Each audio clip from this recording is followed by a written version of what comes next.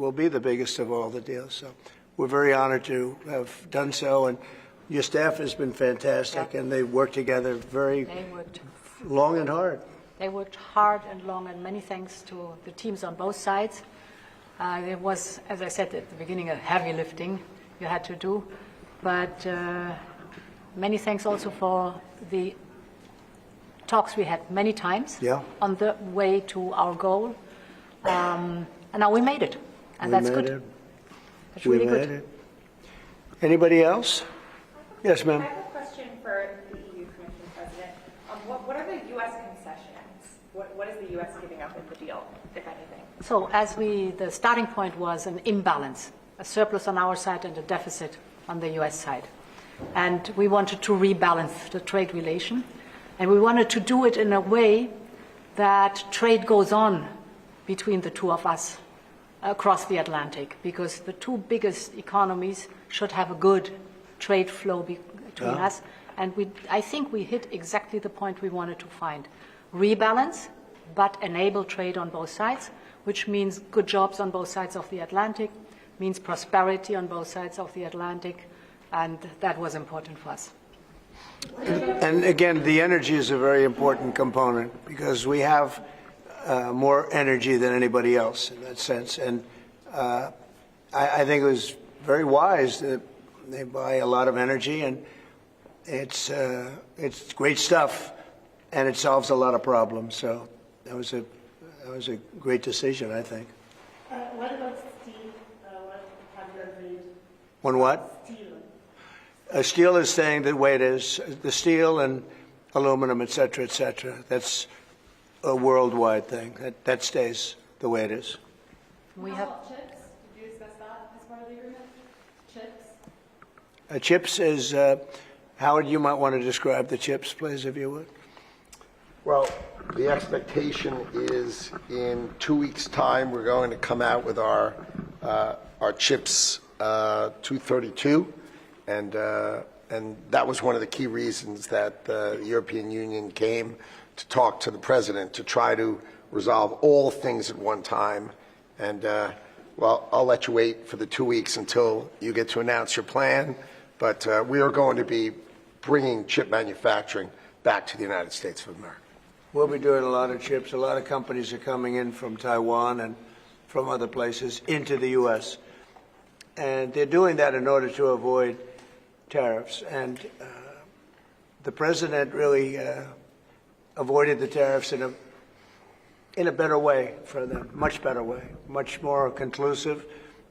I think probably much more profitable, definitely much more profitable, and got a lot of benefit from it. So it was a very interesting negotiation. I think it's going to be great for both parties. I think your various countries are very happy about this. Is there an industry in the U.S. that you see maybe having the first impact of getting into this market that was not accessible before, whether it's auto or what's the first call you made? Yeah, I think cars. Cars basically were not invited. Were not. I don't know if the word is not allowed or just. You just kept them out somehow, right? But cars will be, we have some cars that do terrific business, and we do really well with the pickup trucks, with the SUVs. We have some great things, and I think the people of Europe will have some diversification. I think that'll make them happy. So I think maybe cars would be the one that would go the biggest, and the second would be agriculture, the farmers, and we'll do it in very strict conjunction with the president and the European Union, and they're coming into our country with great vigor, and I think they're going to make a lot of money with this. I think everybody is. I think and again, it's going to bring a lot of unity and friendship. It's going to work out really well. Okay? What's the next deal you're focused on now? Say it. What's the next deal you're focused on now? That's an interesting question. This was the big one. This is the biggest of them all. We're looking at deals with 3 or 4 other countries. But for the most part, You know, I can't get them to understand that it's the letter. We just sent that letter, and that letter is, you know, very universal for most. I mean, you wouldn't be able to do this. You wouldn't have the time or the patience to be able to do a deal like this. Most of the others are going to be a certain tariff, and we're going to keep it as low as we can. They're generally smaller countries or countries we don't do much business with. But that they've already received, to a large extent, they've received a letter. They'll probably receive a letter of clarification or a confirmation type letter, which will go out sometime during this week, prior to August 1st. And the tariffs will start being paid by those countries prior to August, on August 1st and beyond. Okay?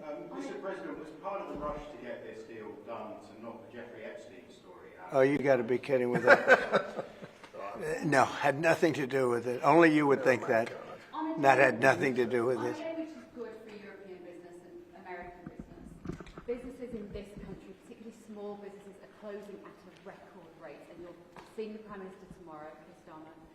What does he need to do to help British business in this country?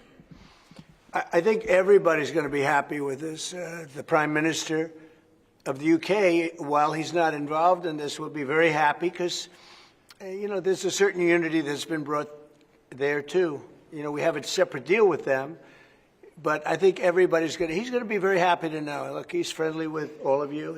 I think he's a very good man, and he's going to be very happy to see what we did. I think UK is going to be very, very happy.